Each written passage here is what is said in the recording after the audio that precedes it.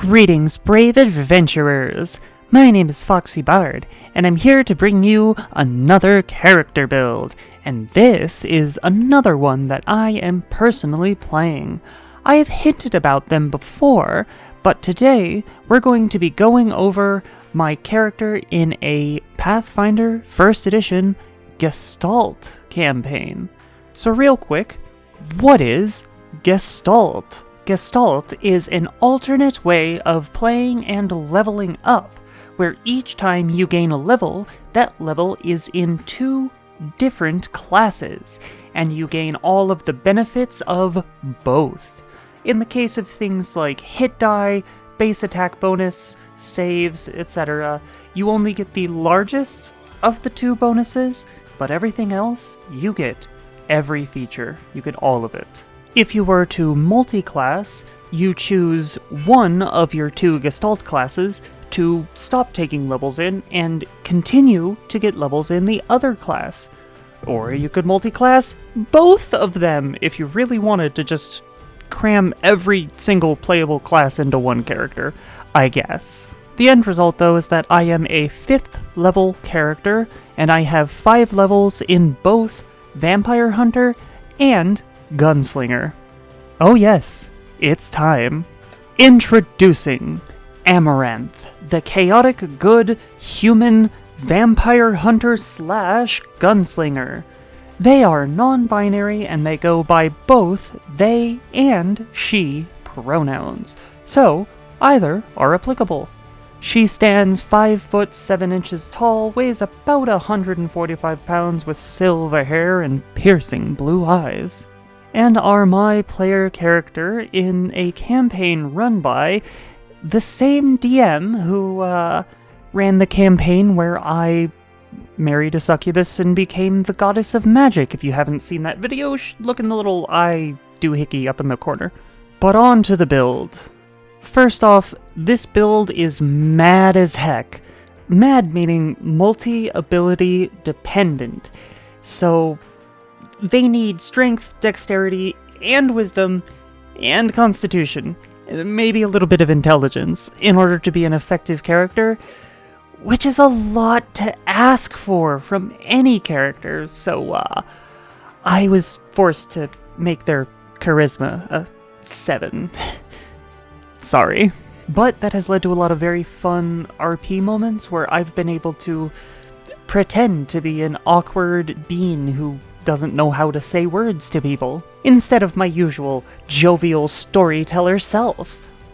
Now, I grabbed all of these screenshots while we were still level 5 rather than level 6, and at level 6 this build gets even more complicated, but I'm not going to touch on that because this is already a lot. So, here's the core stats: decent AC, really good CMD, that's been nice, and we'll dive right in. I'm going to go in a slightly different order from usual, because it will help. So, let's start with the gear that they have. Fate Fang is a whip. It is also a legacy item, because this DM loves legacy items, and I'm not going to stop her, they're fun. It is a +2 at this point, magical whip formed from the head of a hydra, and imbued with the powers of fate itself, which, in essence, allows me to treat all of my attacks with Fate Fang as if they were under the Fortune Witch Hex, which for all you 5e players means all of my attacks always have advantage. Yeah. But a whip is just a one-handed weapon. They also have a regular +1 longsword, which also, is higher damage, but not as much utility. In addition to that, some pretty normal magic items. Magical mithril chain shirt because it's light and it's useful. Ring of protection, cloak of resistance, quick runner shirt, amulet of natural armor, belt of strength. Nothing too out of the ordinary here. Except for the Harrow deck. But we'll get to that. So now let's go over attacks. So the +1 S word is obviously the sword. Fate Fang is obviously Fate Fang. But going full Van Helsing is attacking with both at the same time. Now usually, doing that with a whip comes with a whole bunch of penalties that you don't really want to go into, unless you take just a crap load of feats, which, obviously, I did! In addition, of course, as a gunslinger, she has a gun. So that's what I cast gun is. They don't use that too often, but every now and then, it's really quite handy. I feel like it would be remiss of me not to mention the skills. I have hidden all the ones that they are not able to do or don't have any ranks in, so these are the ones that they are actually kind of good at. Mostly stealth, heal, perception, those are her big ones. But also kind of decent at some knowledge skills, with one extra knowledge skill thrown in there, but we'll get to that. So, how do I make this nonsense work? With way too many feats, of course! So, here we are. Now first, whips are considered exotic weapons. So, at first level, I needed to take exotic weapon proficiency in order to be able to use it effectively. And then, I needed to take weapon focus in whips and in swords so that I could get to my eventual combat proficiency that I wanted to be with both of them. Gunsmith is a free feat that all gunslingers get at first level, so that's where that one came from. Now, I also wanted to be able to use both at once, and to do that remotely effectively, you need 2 weapon fighting, which, that makes sense. And then for whips to be able to do any amount of damage whatsoever, you need to take whip mastery. Otherwise, they only ever do non-lethal damage, and if the opponent has any amount of armor, they don't do any damage at all. So, obviously whip mastery fixes that, so that's necessary. After that, combat expertise, which on its face is decent, but not amazing. It lets you take a penalty to hit in order to buff your AC for a round. But it's also a prerequisite for all of the things that whips are super good at as far as combat maneuvers go, and I want to be dumping into those eventually. The last one, Demon Technique, is actually a third-party technique feat for vampire hunters, but I went over with it with my DM, and it seemed balanced enough. It's essentially an alternate version of improved whip mastery, instead making the whip better for 2-weapon fighting, so long as you have a non-whip melee weapon in your main hand. And that's where the sword comes in. Yes, I'm playing a strength character, and I have not yet had the room for power attack. Maybe I'll get to it at like 9th level or something, who knows? Alright, who's ready to be nice and confused? Because this is a lot. Luckily, I have split it up into each of the various things that are granting each of these features and traits. So from being human, I included the background traits, which are Harrowborn, which allows you to start with a Harrow deck and gives +1 to your initiative, and Opportunistic, which gives you a +1 on attacks of opportunity made with your sword or whip, because it includes those. Now, Harrowborn is especially important for Amaranth's backstory. Their family was fortune tellers going back generations, and so she began play with the Harrow deck that has been passed down to her from her parents, and it's a very important, huge part of who she is, which is why they chose the Fates to bless Fatefang. It's also why they named it Fatefang. Moving right along, you see the normal human stuff, but I also included the magic items human section just because it was easy. Moving on to the vampire hunter stuff. Vampire hunters get access to a technique feat at 1st level, 3rd level, and every 3 levels after that. They also get a bonus to tracking vampires, well, tracking anything, because, you know. And then the vampiric focus. This is really cool. There's a lot of options here. I chose vampiric agility. At this level, I can activate it 5 times per day as a swift action to gain 5 extra feet of movement speed for 1 minute, and it's been pretty fun, pretty useful. Relentless just allows the vampire hunter to do forced marches more. Relentless Band allows the vampire hunter to share that with their party, and Stake lets you treat pretty much anything sharp, as a stake for killing a vampire permanently. Gunslinger stuff. Now, specifically, Amaranth is a pistolero gunslinger, which focuses on pistols rather than rifles. Gunslingers get an amount of grit, which is used to activate deeds, which are things that they can do to be extra cool. The two that Amaranth uses, ever, are Up Close and Deadly and Pistol Whip. Up Close and Deadly lets you basically get sneak attack on a gunshot, and Pistol Whip lets you bash someone in the skull with the butt of your pistol. Lets you pistol whip them. It also lets you knock them on the ground, which is really cool. I like that a lot. So this looks like a lot, and it is. I was going somewhere with this, but no, this is actually just a lot. This is a complicated build and a complicated character. Oh, but wait, that's not all.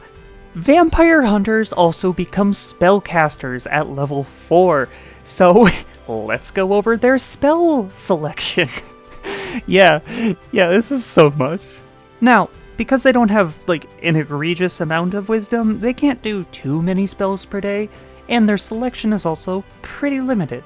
But they can cast Protection from Evil, one of the best buff spells ever if you're in a campaign mostly fighting evil things, Cure Light Wounds, which is, you know, essential, and Keep Watch, which I will cover later.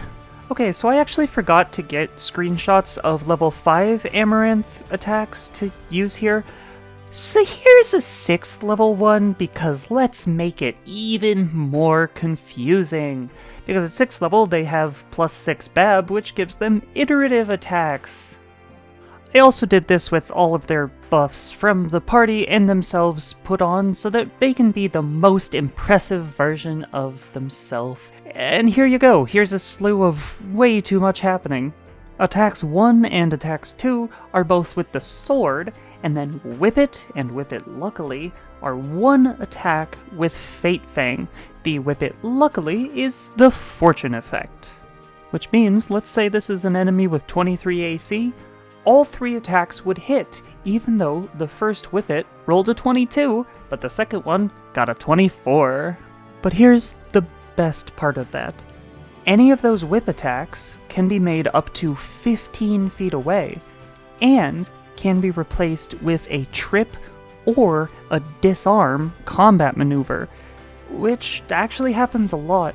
Amaranth ends up being almost a support, just disabling enemies left and right, knocking them on the ground, taking their weapons away.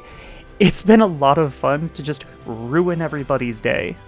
And Fate Fang has absolutely been iconic throughout this entire campaign, just ruining lives everywhere. Especially with a rogue/summoner in the group, who, when you're on your butt, both the rogue and the Eidolon are going to hit you. And they hit really hard. Now, speaking of that summoner and Eidolon, the Eidolon is an Azada, and she is beautiful, incredible, wonderful, nice, charming, all of those things. And of course Amaranth fell for her. It was only a matter of time. It's very difficult, because anytime the summoner goes to sleep or is otherwise knocked out, the Eidolon disappears. It makes their relationship very tricky. But it's also led to some incredible RP that I have adored. And if you recall back on the skills page, Amaranth was taking ranks in Knowledge Planes. That's just so that they can know more about Elysium, which is the plane where the Eidolon comes from. So yes, she's learning in order to be super gay for her Azada girlfriend.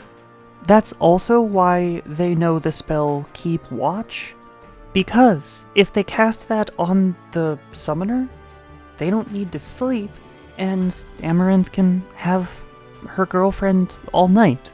Yes, it's very gay, they're very gay, it's almost like she's played by me or something. To this day, I have never played a heterosexual character in an RPG, and I do not plan on doing so. Whew, I'm sorry, this one was much more complicated than any of the other builds I've shown you guys so far, but some of you were curious, and hey, I'm always happy to talk about my RPG characters.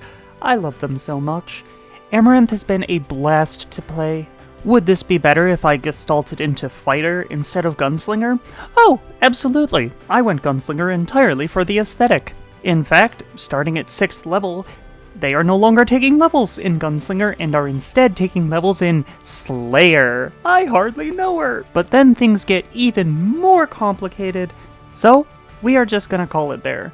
Don't forget to do all the YouTube stuff, you know what to do, and you can see the patrons from patreon.com/FoxyBard scrolling by the screen right now. Go to patreon.com/FoxyBard and sign up for as little as $3 a month if you want to join this list. Anyway, I'm gonna go learn how to use a whip in real life. Wish me luck, but for now, let's douse the fire and get back to our own adventures.